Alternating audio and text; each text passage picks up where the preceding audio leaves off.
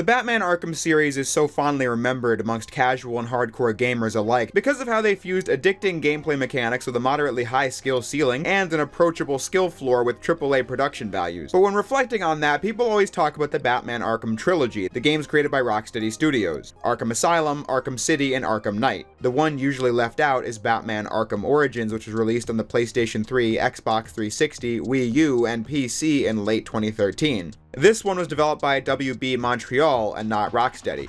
Arkham City clearly hinted at a massive sequel in several moments, but Rocksteady wanted to go big with the next generation of consoles for the third game. So in 2011, Warner Bros. Interactive had WB Montreal begin development on a side game that would fill the content gap between Arkham City and what would eventually become Arkham Knight. Thus, we get Batman Arkham Origins. A prequel set before the events of Arkham Asylum, as Batman is only in his second year of superheroics and is thus more inexperienced. This game is still easily played on PC, but other than that, the game has been more or less forgotten about. Most of the discourse surrounding it is people saying they'd love to see it remastered and re-released alongside the other games since they remember it being pretty good, but WB doesn't seem that interested in the title, as the Return to Arkham collection on PS4 and Xbox One only remastered Arkham Asylum and Arkham City, and now the Arkham Trilogy release on the Nintendo Switch is going to feature the Rocksteady trilogy only. But what happened with Arkham Origins? Was it actually bad all along?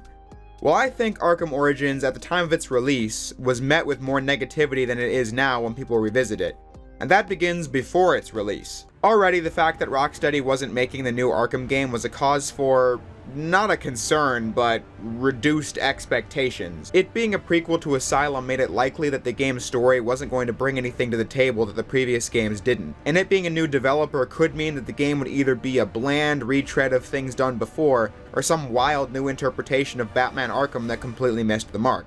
No matter where it would end up on that spectrum, it seemed unlikely it would be a big-budget sequel to Arkham City that propelled the franchise forward in any meaningful way. Plus, this game was going to have a multiplayer mode developed by a different studio. This was just the era where AAA single-player games all had to have multiplayer modes to increase the longevity of the game. Personally, I like how it is now, where single-player and multiplayer games are largely separate and have their unique audiences instead of using resources trying to do both in one game. I've never played the multiplayer in Arkham Origins because I was never crazy about multiplayer in general, so I couldn't tell you how good it was, but still, an Arkham game getting a multiplayer mode felt off at the time. But most importantly, it was announced early on in the promotion of this game that Kevin Conroy was not voicing Batman in this game.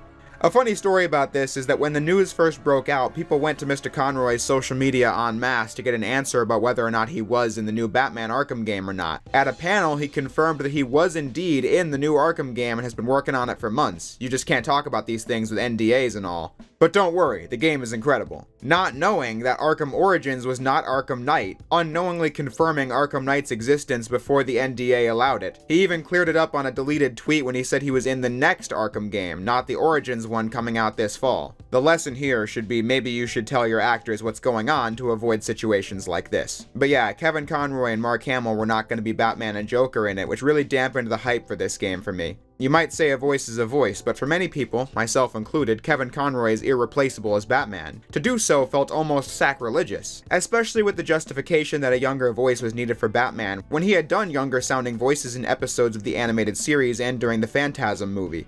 I get that it was 20 years ago in 2013, but still, you get the idea. A lot was working against the hype for Arkham Origins, and so, as a 12-year-old going on 13, my friend and I just got so much joy out of bashing it relentlessly in the pre-release. Leading up to the game's actual release, where I got to try it and I concluded, yeah, I didn't like this game. Worst Arkham game by far. Totally boring game, no Kevin Conroy, a lame retread of what's been done before, frustrating moments, etc, etc, etc. But I will say, every time I played Arkham Origins again past its initial release, I found myself enjoying it more and more each time.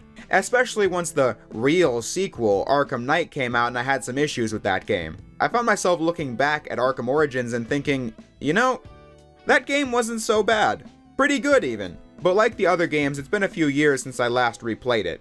With my thoughts on Asylum and City holding up exactly as I expected, I'm now excited to dive into Arkham Origins and try to look at the bright side of this game. But to do so, we need to talk about what didn't land as well to put things in perspective. So let's dive in. It's Christmas Eve, 2 years into Bruce's career as Batman. He's still largely a myth to the people of Gotham as he fights against mob bosses like Black Mask, a criminal who put out a hit on Batman. $50 million for anyone who can bring down the Batman. So 8 assassins step up.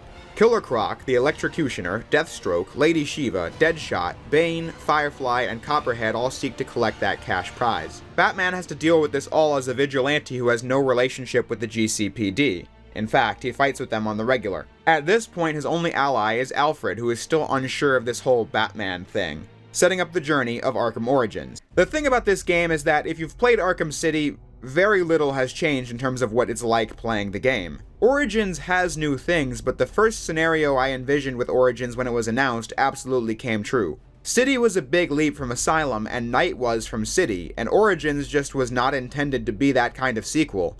If you've played Arkham City, Origins features all the stuff from that game. All the takedowns, combat maneuvers, and stealth mechanics I discussed last week are here and accounted for. Though while on that note, I have to say that I do think the combat is slightly less satisfying in Origins compared to City, if only because of the sound design. That stuff goes a long way. Just listen to taking down goons in City compared to Origins.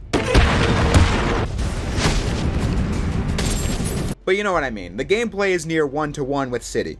But I want to look at what's different in Origins anyway, because many of them are features exclusive to this game, giving it somewhat of an identity when you dig into the minutiae of the mechanics. Starting with what new additions I liked, Origins grades players after every combat and stealth encounter. Asylum and City rewarded players for high hit combos with experience points, but Origins takes that a step further by introducing a letter grade and a threat level that rewards you with even more XP after a combat or stealth encounter is complete, grading you on the amount of counters and combo finishers you do and whether or not you took a hit in combat. Or in stealth, where you get assessed on things like speed and not being seen. With the increase in experience you get for good ratings, you're extra incentivized to play as well as you can. Ending a section and being told you get an S and that Batman was extremely threatening just now is a lot more satisfying than what previous games did. I like how Batman has new combat animations in this, like a combat stance, or how he'll actually kick downwards when hitting a downed enemy, or the new flip kick he does. And there's this cool new thing where if you keep your combo going long enough, these stars under your hit combo points show how many combo finishers you can do. You can do 2 in a row, and that's pretty cool. I definitely missed that when I popped Arkham City back in during the process of making this video. The designers did a good job coming up with new enemies. Many foes in Arkham Origins are reused from City, like armored guys you fight with the cape stun, or the ninjas with swords. But then the game introduces all new enemies like ninjas that fight hand to hand that you have to counter the attacks of, but then they counter your attacks and require more timing to fight. There are also big guys with armor and enemies that use venom to become stronger and so on. Plenty of variety in combat. Batman getting these shock gloves to compensate. I liken it to a devil trigger in Devil May Cry. Batman has to beat up enemies to build up the charge, and when it's full, you can use it to become more powerful and break through enemy defenses with ease. It just adds an extra choice to the gameplay because using it is satisfying, but you don't want to waste it when you don't think you need it. So the shock gloves are pretty cool, but on the whole, the gadgets are hit or miss in this game. Mechanically, everything from Arkham City is in this game, but the gadgets are where it deviates. Slightly. In many cases, Origins has weaker versions of what came before, like the concussion detonator not holding a candle to the electric gun from City because it takes so long to activate on an enemy. I genuinely never used this throughout the whole game past unlocking it. The remote claw has some use in that it's really fun to attach crooks to gargoyles, but it's a much slower line launcher and traversal, which felt very missed in this game. But then in other cases, Origins shamelessly skin swaps things from City, like the ice grenade being replaced by the glue grenade that does all the exact same things. Or how Batman uses a thing called the grapnel accelerator to do the same thing as the grapnel boost that was in Arkham City, only it was called a prototype in that game. That's just a case of the game being held back by it being both a prequel and a mechanical sequel at the same time. But that's getting besides the point. So like I said, the gadgets are hit or miss in this game. Where I felt very thumbs down about Origins was the new upgrade screen. The first 2 games made it simple in that different things were available for unlock and you could just upgrade whatever you wanted. Looking back at my old save files in those games, I prioritized maxing my health bar. But for the most recent videos I did, I focused first on combat maneuvers instead. But Arkham Origins is one of those skill tree upgrade systems where you have to upgrade a bunch of stuff you might not feel like you want or need just to get the things you do. I went a very long time in this playthrough without being able to do critical hits, and without extra combo finishers because they were hidden behind health upgrades in the menu. And the EXP requirements to level up are really high in Origins. By the end of the game, I was able to do all the things I could do in City, but for the first half of the game I couldn't, which definitely dampened my experience. But don't get too lost in the sauce. To tell you about how Origins differed from City, I'm talking about how the upgrade screen changed the pace of the game for me while unlocking all the same things. These are relatively minor things. The biggest issue critics and fans had with Origins then, and something it could hold against it now, is its lack of new things. I have hammered it home how mechanically it was meant to be another Arkham City. But even down to the content of the game, it often fails to feel fresh. Like how there's an entire side quest of finding explosive containers throughout the map which ends with a fight against some goons, an exact repeat of the Bane side quest in Arkham City. Other side quests not being quite that transparent about it, but still feeling familiar. Running to anarchy bombs before they blow up is the same kind of thing as the Zsasz phone calls in Arkham City. And of course, there's a younger Riddler in this here to torment players once again, but I thought the puzzles were less interesting than City, either being the same thing you've seen in that game, or too obvious, or more difficult than necessary, particularly the ones that require specific gliding angles to get to. And then your reward isn't even beating up the Riddler in this game, you just find the first Riddler trophy, which is cute, but not worth the hours it takes to get everything. Half of Arkham Origins' map is pulled from Arkham City. There was a real sense of cohesion in the world of Arkham City. Clear landmarks, a contained size given the movement speed, easy ways to get from side to side, and so on. In Origins, that exact same map is back, only it's covered in snow and not partially submerged like it was in City. But then on top of that, you get this bridge that takes forever to cross, and then an entirely new part of Gotham added to the bottom of the map, and it is pretty clear which one is new and which one is old. Like I said, the City map is really easy to remember because it was an upside-down U with areas marked by villain territory.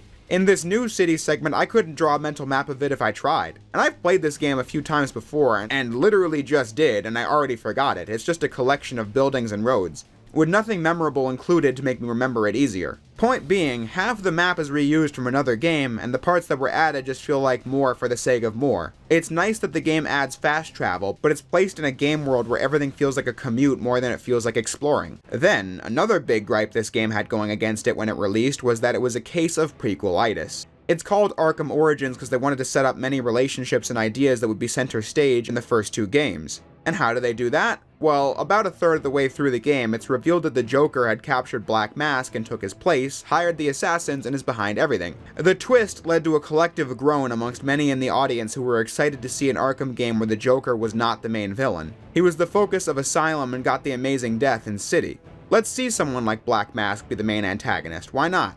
Instead, the whole assassin thing becomes basically irrelevant after the first act, as it becomes yet another Batman vs. Joker story. One with reduced stakes for the audience because everything has to reset by the end, like how Bane learns who Batman is and leaves Alfred for dead at the Batcave. But we know Bane becomes a mindless brute by Asylum, Batman's identity is not revealed, and Alfred is alive and well in Arkham City, so there's no fear of any of these situations. And the thing that really got my fanboy finger wagging was this game's continuity. From the very beginning, it was said that this game took place 5 years before Asylum, which just made no sense. Arkham Asylum was a game that felt as though years upon years of Batman stories had already taken place in the past of this otherwise new universe. But by Origins, you just have to buy into Batman having trained 3 different Robins. One of them became Nightwing, another died, and another one is currently active, all in the span of 5 years. Barbara went from being a teen to Batgirl to paralyzed by Joker and helping Batman as Oracle, and Gordon aged like 25 years, and Batman met all these crazy villains in the span of 5 years. One of which was reported to have broken Batman's back before. I guess it's not impossible, but it seems unlikely. If this was like 15 to 20 years before the first game, it would work a lot better. Other oddities include the fact that Arkham Asylum is not open at the time of Origins, and so Joker goes to Blackgate halfway through the story, where he meets Harleen Quinzel and first starts manipulating her. When the first game said in her bio that she was a psychiatrist at Arkham, like her backstory in the animated series. Of course, these bios are secondary canon to the games. Hugo Strange's bio in Asylum made it clear that he had already run into Batman in the past and is holding a secret over his head, but then City just ignores that and shows their first meeting. But I feel the Harley thing is a little more egregious since you had the interview tapes with her and Joker that definitely take place in a world where Batman and Joker have been at this for a long time and directly contradict everything about this scene between them in Arkham Origins. But I think all that begs the question, what does it all mean? These are all the reasons that many, myself included, did not vibe with Arkham Origins when it was first released 10 years ago.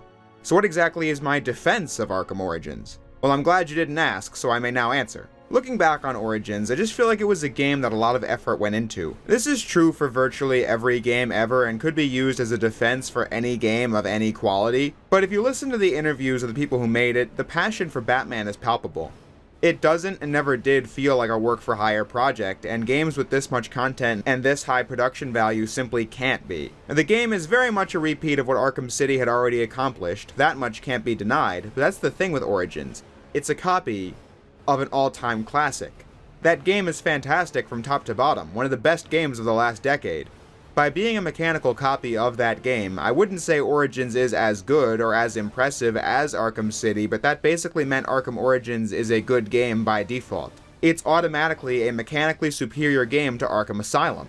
I wouldn't say I like it more than the first game, since wow factor definitely is a thing I take into consideration when forming my opinions, but if you asked me if I wanted to do challenge maps in Origins or Asylum, it would be an easy pick. And then, if you asked that same question between City and Origins, I could go with either one. Arkham Origins is a good and fun game. It does things the best of the entire Arkham saga.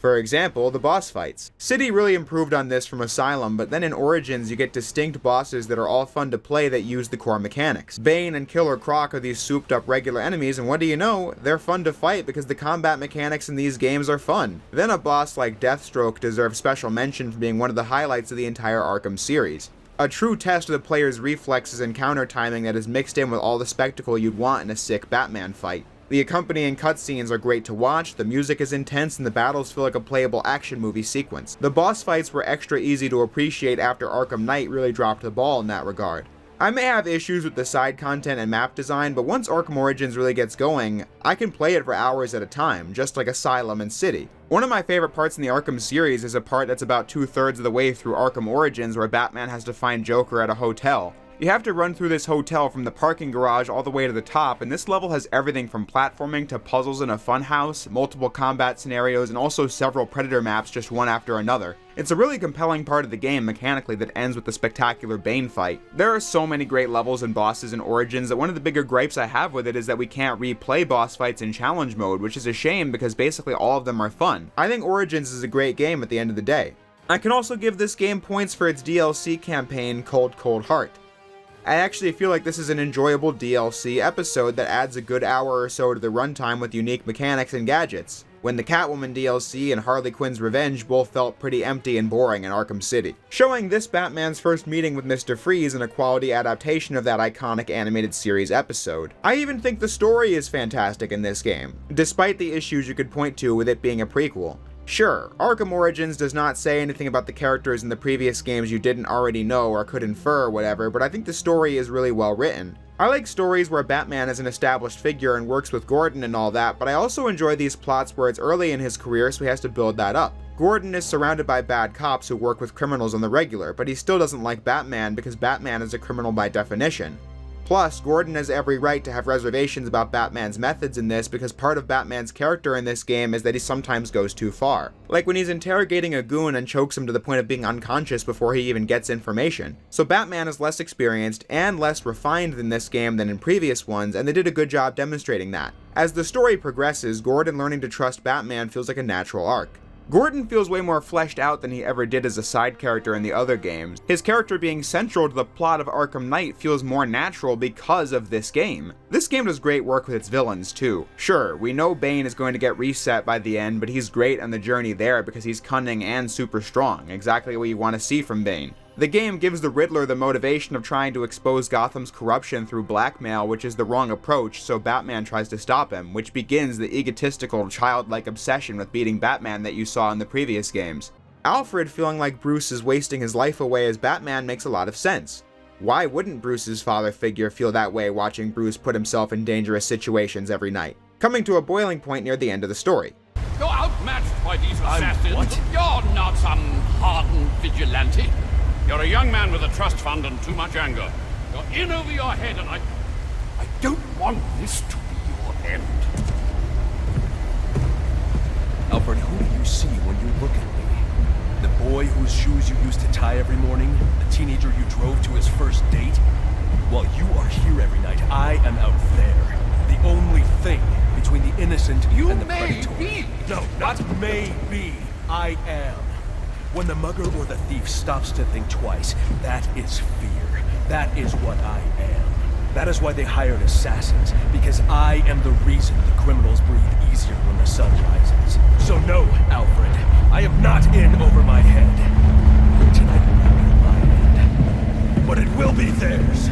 The relationship between Batman and Alfred in this is so much more tense than we're used to, and that makes the would-be death scene hit hard for me. All the emotions the story's trying to convey are there. Don't add me to the weight you carry.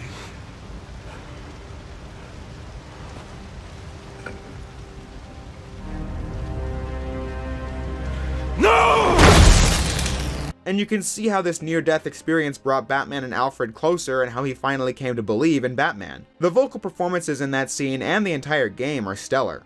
When you let go of that fanboy crap that tells you only Kevin Conroy can be Batman, you see that these are great casting choices and performances. Roger Craig Smith is a great actor and does a fantastic job as Batman. Troy Baker is one of the best actors in gaming with a range unlike anything I've seen. He crushes it as Joker in this. It's a tradition in my house to open one present each on Christmas Eve. How about this one?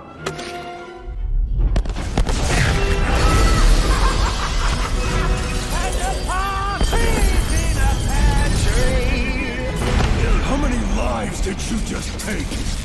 None. I think that was just a little stocking stuffer. A construction site blocking my view. And for me and many fans to be mad that it wasn't Kevin Conroy in this game is defeating the point of Batman. Kevin Conroy knows this about Batman. Batman and his accompanying cast of characters are more than any one group of actors. These are international icons and have been played by dozens upon dozens of people who bring their best foot forward to bring these characters to life. He and Troy Baker played Batman and Joker in the Assault on Arkham animated film, and when doing press for it, Kevin Conroy put it better than I ever could. I mean, working with Mark was so incredible for so many years. We had such a great symbiotic relationship. He fed me, I fed him, and I always thought, this is the definitive Joker. Sure. And then I saw Heath Ledger Yeah. in the film, and I thought, oh my God, Right. this is taking it to a whole different realm. And then I worked with Troy, and it's just watching other actors bring things to it. Everyone enriches it in their own way. Absolutely. And it's so interesting to see how different actors have different but similar takes Sure. on the same character, because the characters is kind of a given. Sure. But it's watching different people approach it from their way. The actors, we are our tools. They always say that. You know, you are your instrument. And all you have is your imagination and your emotions that you bring to the character. So it's been great working with you to see what you bring to it. He was never mad that Batman and Joker were played by dozens of different actors. He understood their power as pop culture icons. So why should I be? Just another one of the many lessons I learned growing up. All this culminates in a great climax where Batman and Gordon team up and take down Bane and Joker. This interaction between Batman and Joker was one of my favorites. You might learn that we're not so different. You might learn something about yourself. You need to learn to shut up. Ending on the note of Gordon realizing that Batman can be a symbol of hope for a rotting city. Exactly how you'd expect this story to end, but it feels satisfying anyway. At least to me. And that's my point in all this. Arkham Origins is perhaps too much like Arkham City. I totally see why, at the time, people didn't really vibe with it, and I didn't either. But I think time has been kind to Batman Arkham Origins. And this is a good game. Do I see why WB has left it behind? Yeah, it's pretty clear that this game, from their end, was more or less a fiscal report filler game, but I think in revisiting Arkham Origins, it's quite easy to see a damn good game. And for me, that's all I really want. I obviously have more love for Arkham City and even Asylum, but I think Arkham Origins is a great time at the end of the day. It's got things I like and don't, but none of that would ever deter me from revisiting it when going back to the Arkham series. I don't know if WB will ever bring Arkham Origins back, it seems pretty unlikely, but I hope they do someday because I think the game is worth people's time if you're looking for a good Batman game, or if you have your fill of the previous games but still want to play a game with these mechanics. It'll certainly keep you busy, but that's really all I have to say on Arkham Origins. Damn good game that only makes its quality more apparent with time. Now, I'm sure everyone's expecting Arkham Knight to be the next on my list, but first, I figured I'd take some time to cover the spin-offs. So next week, it'll be Arkham Origins Blackgate for the handhelds and Arkham VR, then Arkham Knight afterwards, which I have a lot to say about, so I hope everyone looks forward to those videos. But until that time comes, I'll say what I always do. Thanks everyone for watching, and I'll see you next time.